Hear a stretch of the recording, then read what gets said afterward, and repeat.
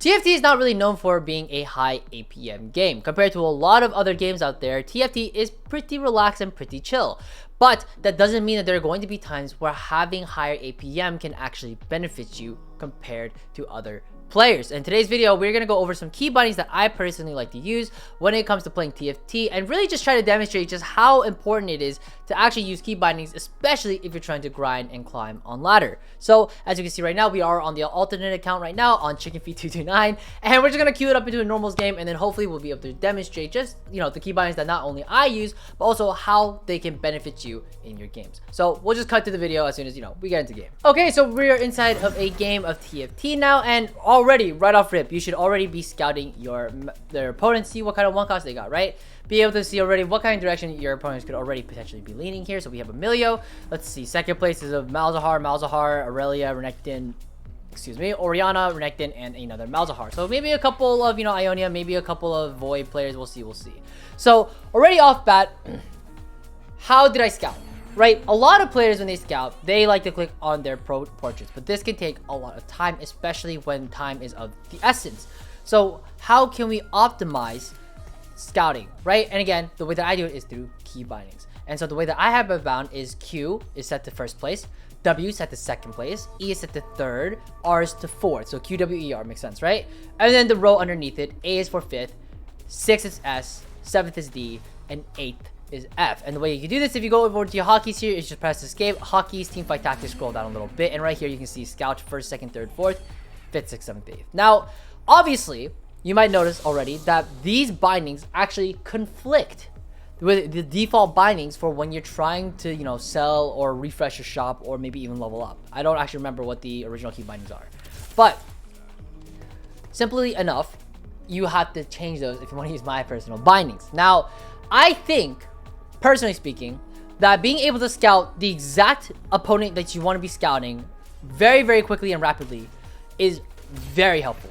Incredibly helpful, and can definitely accentuate the way that you play the game and can save you a lot of time instead of just going over to each and every profile and clicking on the portraits one by one. But with that being said, now you might be wondering, okay, well, what do I use for whenever I want to refresh my shop, buy units, sell units, or whatever, right?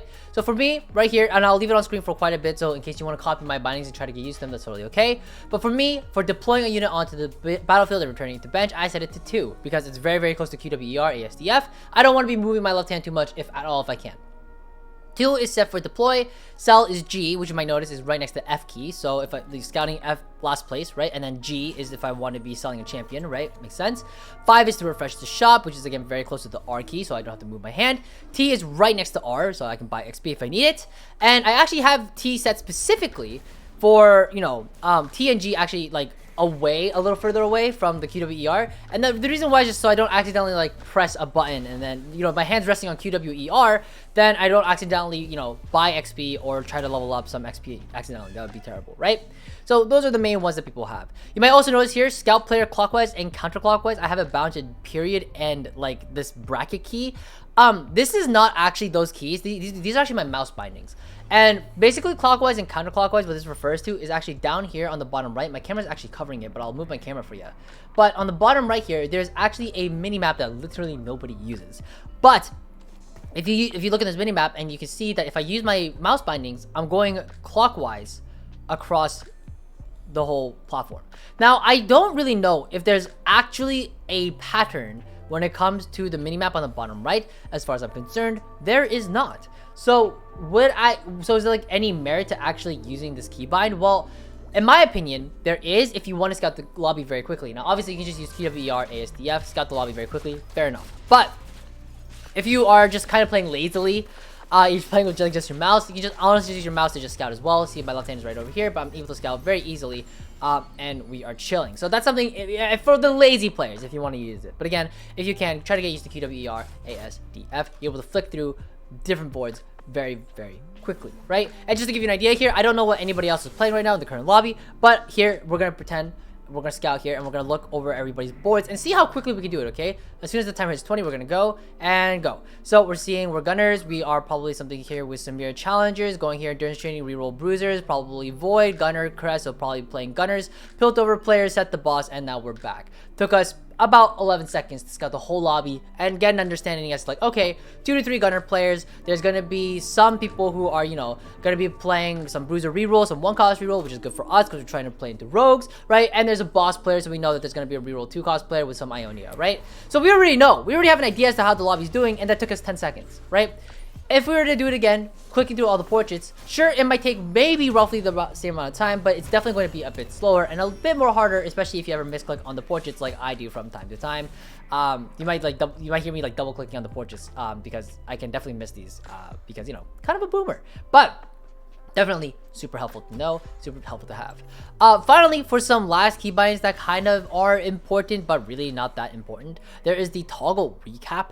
Toggle recap is actually set to tab. This is actually just the default here, which is nice. This is nice in case you just want to see some damage, but there's actually a bit of more of a hidden, it's not a hidden feature, but it's a nice feature to have when you are scouting your opponent's board, or maybe you forgot to scout your opponent's board rather. But sometimes during the battle, you might have noticed something on the field, but you don't really know for sure if they had like a 1-star or a 2-cost version of a certain unit.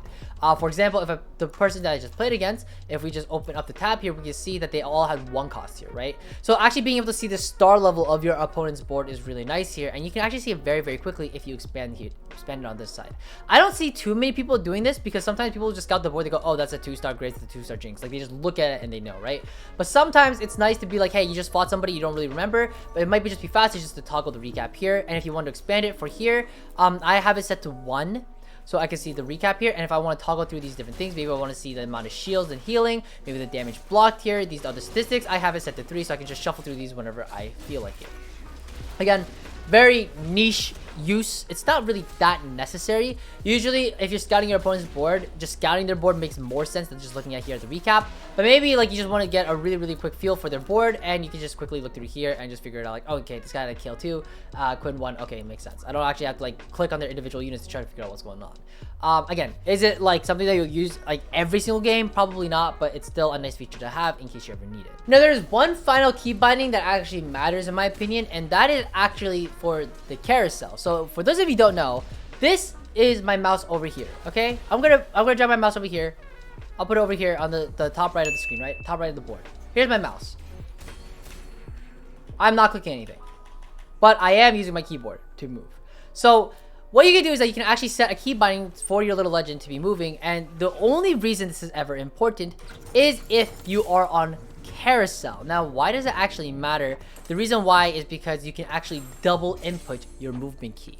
So it would look something like this. I'm trying to go over the right side here, and if I just click, it looks like this. But if I double input, you can see it's much more rapid, right? And it's really, really helpful to have this key binding because sometimes there's an item you really, really want to get, so you need to leave the carousel as soon as possible. So being able to double input your movement key is really, really nice. You can do that by going down into player movement and move click. I have it set to mouse button 2, that is your default, but I also have it set to L here because usually when you're trying to, you know, grab stuff here off the carousel, you are double inputting. Now, just to wrap things up, I will just leave the key bindings that I use again right onto the screen here in case you want to copy my personal bindings. Just to give you an idea, it did take me about a day and a half to get used to everything, but once you get used to it, it's definitely a lot easier and more optimal to be playing TFT. But I hope this video was helpful, and I will catch you guys all in the next one. Until then, take care guys, and happy climbing.